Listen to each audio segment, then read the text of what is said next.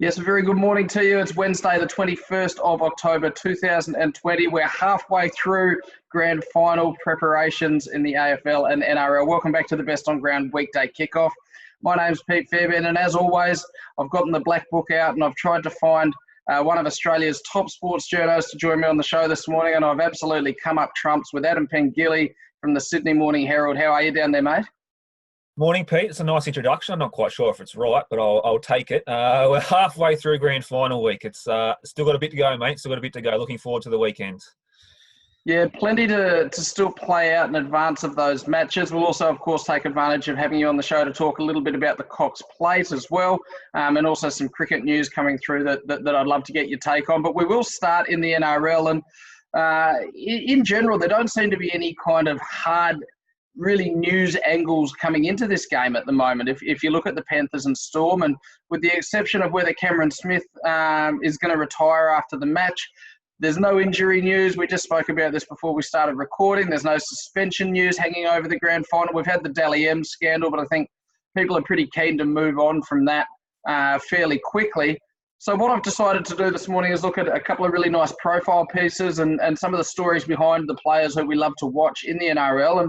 And with that in mind, we're going to start with your own, and it's in the Sydney Morning Herald this morning, and it's the story of Viliame Kikau and the Penrith player who will come back into the team this week after being suspended for the preliminary final. Young Fijian guy. He's got 7 siblings, but it's his older brother whose story you've really focused upon here, and why it is that everything Viliame does is based on experience that he and his family went through with his older brother. Can you talk me through the background to this story and kind of why we're talking about it? Yeah, no problems, Pete. He's a fascinating case, Viliame. He's the youngest of 7 kids in Fiji, so he's the youngest, and the youngest by a considerable way. And the 6th out of the 7 siblings, his older brother, a guy by the name of Joppe. And Joppe, like Viliame, was a very good junior rugby league player. He had a sporting scholarship in New Zealand, and unfortunately, he was at boarding school in Hamilton there, and one day he just collapsed and he was rushed to hospital. He felt numb from his neck down, basically, and he was found to have a spinal infection. And obviously went in for emergency surgery. When he woke up, he said he could barely talk. I had a chat to him a little bit earlier this week, and ever since then, that was 10 years ago, he's been confined to a wheelchair, and that really took a massive toll on the whole family. But in particular, Viliame, he really struggled to deal with his older brother, who he idolised, being confined to a wheelchair for the rest of his life, having to give up a promising rugby union career. And Viliame told me earlier this week he thought that Joppe was destined to play sevens for New Zealand or even play for the All Blacks in the 15-man code. He thought he was that good. So you can just see that he still carries that with him. And when you consider the background that Viliame comes from and his family, like Joppe was telling me earlier this week, we come from nothing. He said putting food on the table when our dad got paid and having bread for a meal was like Christmas for us. It was like we were rich for one day. He said we had a leaking roof, the floorboards were cracked in our house. He got 4 older sisters, and they passed their uniforms down to each other from year to year. They were about a year apart, or about 18 months apart, all 4 of them. And they used to share uniforms because they went to the same school. And to see where he's come to now, Viliame, it's one of the great stories of NRL Grand Final week, I think. And he went back and bought his parents a car a couple of years ago. Of course, he can afford to do that now as a highly paid NRL star, but to them, that meant the world. So I'll be cheering him on the weekend. It's a fascinating story. You see this guy who's just a man mountain on the field, just terrorising defences, smashing blokes in tackles, and then you speak to him something as sensitive like that about his family, and you get this real emotion-charged story. So, yeah, I was happy to be able to tell that story a little bit earlier this week, and I'll be cheering for him on the weekend. Well, it was beautifully written, and you look at across Melbourne Storm. You've got the Justin Olam story, which we've seen Gilbert Gardner and the Herald Sun do a wonderful couple of pieces on that over the past few weeks. And really, if you look across the top teams in the NRL, the influence of people who've come from nothing, particularly in Fiji, Papua New Guinea, Tongan, Samoan players as well. It's such an incredible layer within that competition, and it's quite amazing that we have some of these phenomenal players who probably grew up destined in their minds for a career in rugby union, but have been given their opportunity in NRL and have really found a home. Yeah, it's amazing, isn't it? And I'm sure Viliame, like a lot of these guys, Justin Olam, Suliasi, Vunivalu's going back to rugby union next year.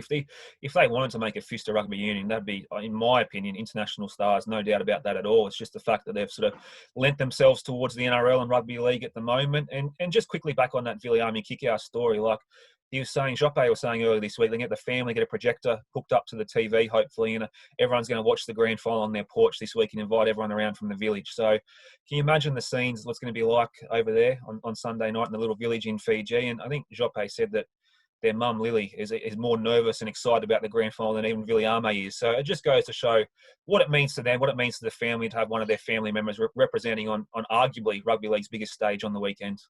And just really quickly, he's obviously had the week off in the preliminary final. What sort of impact are you expecting from Viliame in the grand final? Yeah, huge, Pete, huge. He hasn't played for 3 weeks, basically, because he played in that first week of the finals. Penrith had the week off. He was suspended. So he'll have a massive impact on the game. His battle with Felice Kaufusi is one I'm really looking forward to on Sunday night. Speaking of the Melbourne Storm, our second story this morning comes from Travis Main and Peter Bedell in the Courier Mail, and it's looking at how the West Tigers lost Melbourne Storm fullback Ryan Papenhuyzen, the eventual price they've paid. I don't really want to look at it from a West Tigers perspective, but I do want to have a look at the evolution of Papenhuyzen and you know, how he's been able to position himself as the heir apparent to Billy Slater, how he'll be one of the most important players in the grand final this week, and certainly a danger man that Penrith will be doing plenty of preparations for. He'll also be named in the 27-man State of Origin squad for New South Wales, and arguably you'd think, particularly with a slight injury cloud around James Tedesco, that New South Wales would love to find a spot for him in that team, even if it is as a utility on the bench. But, you know, back in 2017, when he was poached from the West Tigers, Storm recruitment chief Paul Bunn didn't know if Papenhuyzen was going to make it down there in Melbourne. Of course, he had Billy Slater in front of him, but at that point in time, he also had Scott Drinkwater in front of him, and he also had Cameron Munster and Jerome Hughes considered, potential long-term fullbacks as well. Can you talk me through how he's been able to make the most of his opportunities, how that team has I guess, presented itself to give him the chance to excel in that fullback's jersey, whilst also being able to redirect Jerome Hughes and Cameron Munster into different roles? Yeah, he's just a classic case of persistence, isn't he, Pete? A guy who probably thought his chance might have passed him by, or he might have to go further afield to find another chance, and he just kept sticking at it. And I found out a really interesting quote. I think it was earlier this week. He said that Craig Bellamy asked him for 2 things when he plays, and that's effort and to be involved and to play tough. And he's a classic case. When you watch him, it is like you are watching Billy Slater reincarnated. I know that's a massive call, given what Billy achieved in the game, but 1, you can't teach speed. They've both got it in abundance. But 2, he just seems to know where to be all the time. Every time a Melbourne player looks over his left shoulder, looks over his right shoulder, looking for someone in support, Papenhuyzen is there. It's so uncanny. And it just reminds me so much of Billy Slater. You made a really good point a little bit earlier there, how it's freed up Cameron Munster and Jerome Hughes to play in the halves. Because after Cooper Cronk left Melbourne a couple of years ago, Munster was obviously established himself as a 5'8" there. But there was probably a little bit of concern about who was going to take over for Melbourne in the halves. But having Papenhuyzen as that option at number 1 has given Bellamy the freedom to push Munster and Hughes into that halves combination and allowed them to get that really nice spine with Cameron Smith. I'll tell you what, Papenhuyzen is going to be a massive, massive influence on this grand final on Sunday night. If Penrith don't watch him around the middle of the rucks, and Penrith have one of the best middle defences in the competition, he can really run amok there on the weekends. Yeah, it's going to be fantastic to watch. We know all about the Penrith Panthers' undersized wingers as well. So watching Suli Vunivalu flying up in the corner is something I expect we'll see plenty of as well. Really looking forward to that.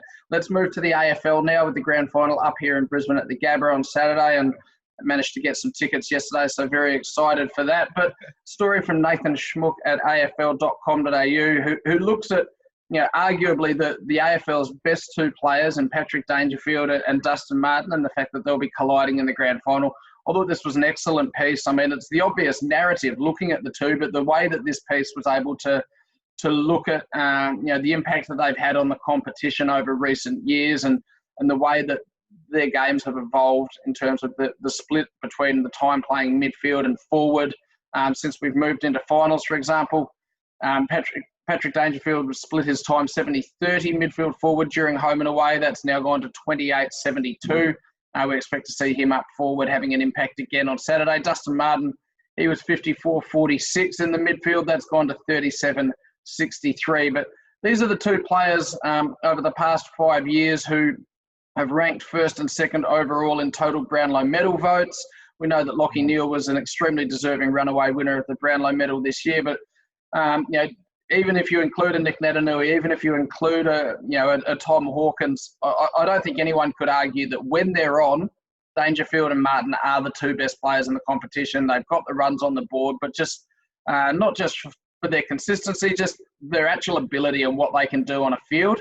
They are 1 and 2. How exciting is it for AFL fans to be able to witness that in the grand final? Because we don't always see that. Yeah, it's outstanding, Pete. It's a little bit like the American sports. The American sports model loves to sort of promote their stars, and almost a star in some respects, almost more of a marketing tool than the actual team.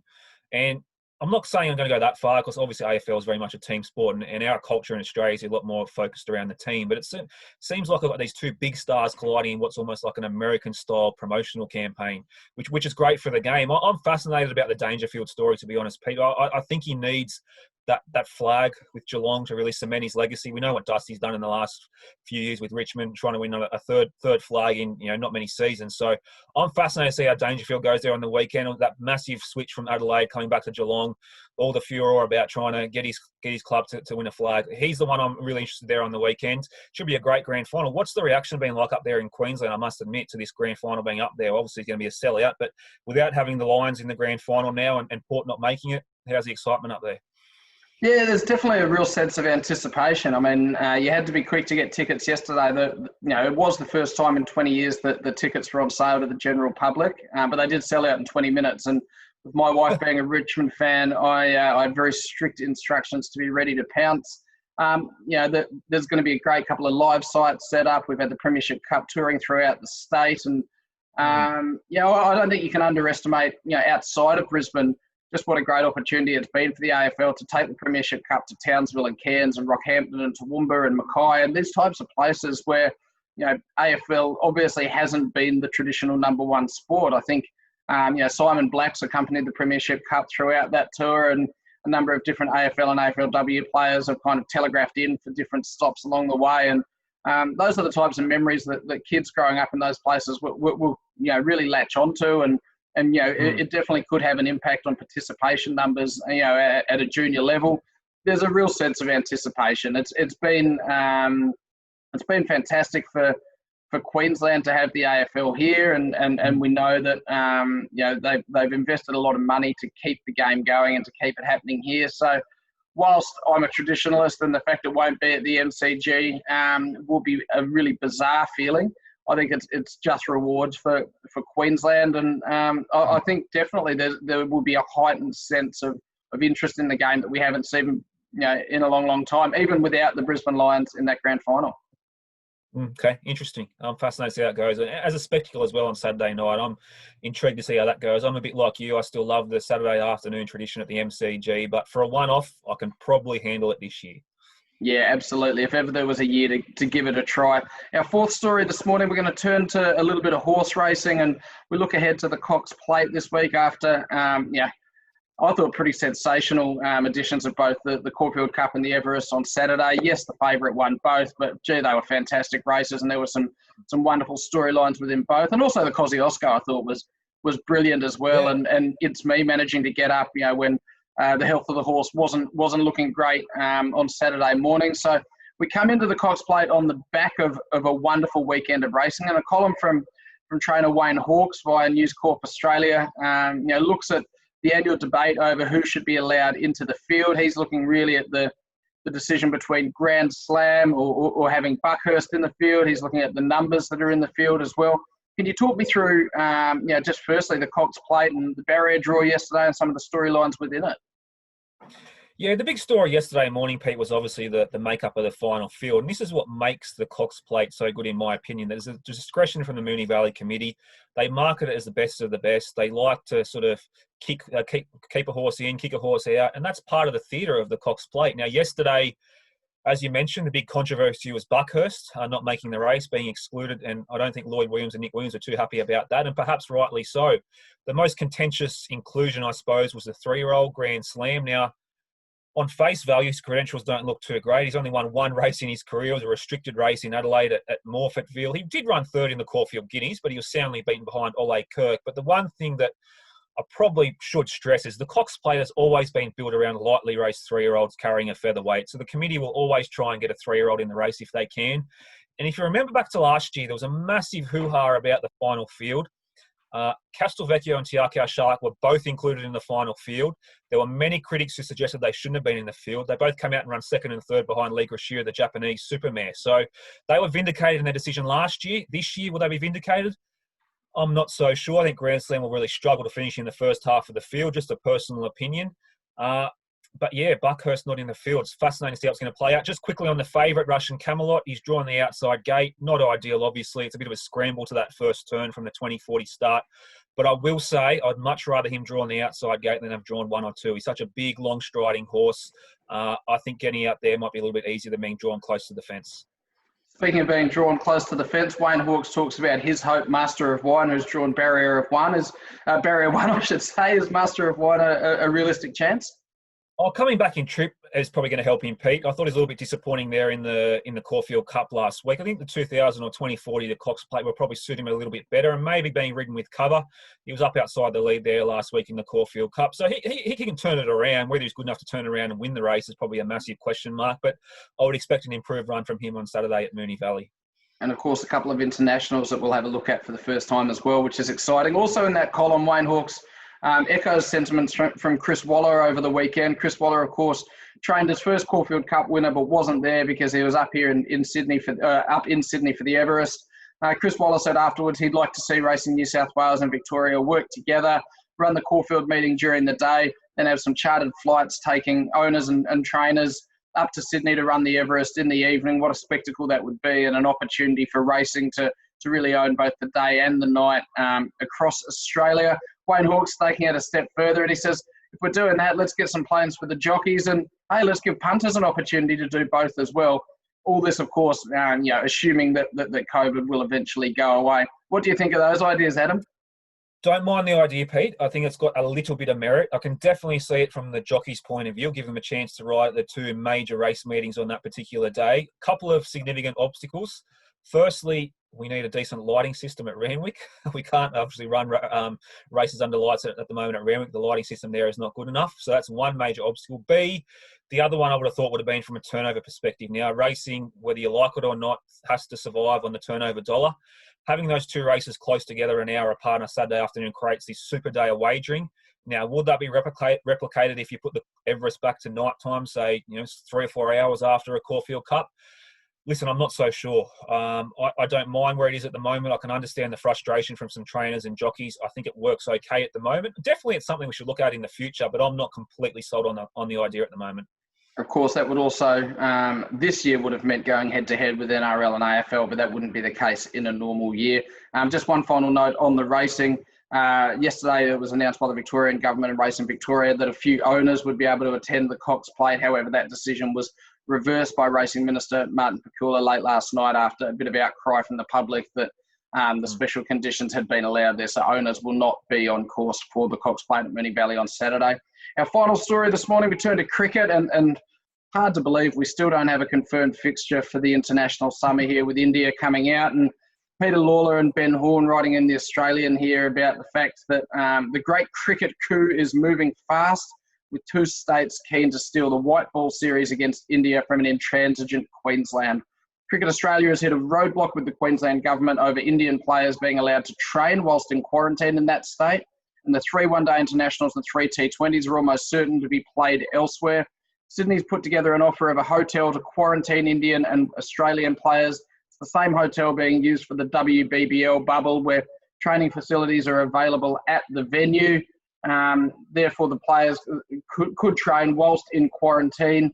The sticking point with the Queensland government was that, as reported earlier this week, allowing Indian players to move from a hotel to train at Allan Borderfield while in quarantine was deemed a no-no by the Queensland government. We've got elections to throw into the mix up here, a risk of upsetting people. We may well end up with with BBL games, which were scheduled for Canberra, being moved to Brisbane so that international T20s can be played in Canberra. South Australia's interested. Tasmania's interested. Western Australia, they probably still think they've got a test match coming against Afghanistan. I don't know if the news has made it over there that one's been cancelled.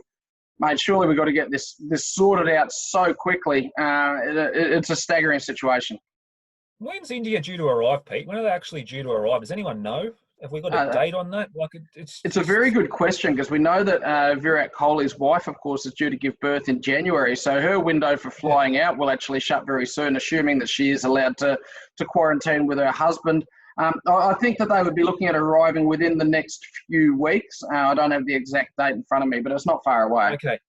Yeah, well, it's just madness, isn't it? You'd think, listen, you've seen what the NRL and AFL have been able to do on such short notice after their competition was suspended. Well, the Cricket Australia's had a long time to plan this with the BCCI, and we're still talking about it now. I understand the logistical nightmare with the different governments and health authorities and everything like that, but I tell you what, surely it's come time for a decision. They've got to sort out something ASAP. And I don't know what's going up there with Queensland government and Queensland Health. Obviously, the election's coming up, and Anastasia doesn't want to upset too many people. But she's had the AFL come in there, welcome them with open arms, and it's been a great success. Surely they can sort out something for the cricketers, surely, to have some sort of training requirements and quarantine bubble. But anyway, the smarter people than me that will work it out. I'm just surprised they haven't done it yet. Yeah, that's right. I mean, obviously they have had the distraction of the broadcast as well, bubbling away. Who would have thought at the start of this, when we look back in March at the impact this was going to have on the AFL, the NRL, Super Rugby, the A-League, who would have thought it would be cricket that would probably end up being, in many ways, the most affected or the most unable to pivot and find quick solutions. And the risk, of course, is that this is the all-powerful, all-knowing, all-conquering BCCI being dragged along as well, and I dare say that they're not taking too kindly to it either, regardless to the circumstances. Adam, that's all we've got time for today. If you hadn't caught the news, we're going to be finishing up the show for 2020 on Friday this week. So I want to take this opportunity to thank you for being a regular contributor and guest and bringing so much insight, giving up your time. It's been really, really appreciated, mate, and I've had a lot of fun having you on the show so many times. No problems, Pete. It's been a great show, mate. Thanks for having us on. I love talking a bit of sport and talking different topics, and all the best for the break, mate. Good on you, mate, and hopefully we get those borders open soon and have an opportunity to catch up. Looking forward to welcoming Courtney Walsh from The Australian on tomorrow to talk all things footy and, of course, continue looking ahead to the grand finals and what else is going on in the world of sport. Thanks so much for watching and listening to the best on-ground weekday kickoff. We'll see you tomorrow. Cheers.